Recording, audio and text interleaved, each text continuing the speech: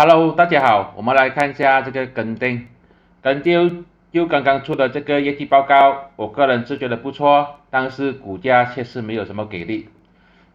它现在呢还是没有能力突破这个200天均线，也就是4.46。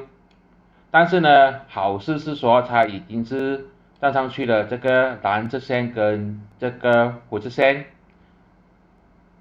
差不多就是这个紫色线。这里呢也形成了一个头头高底底高的形态。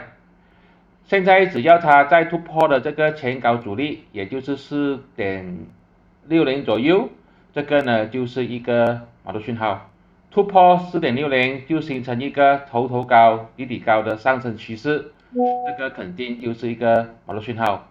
那时候它也是突破了这个200天均线，底下的筹码峰雄厚都是为支撑住它继续往上涨的。突破4.60马路讯号，这是我的个人看法，并没有任何的买卖建议，谢谢大家。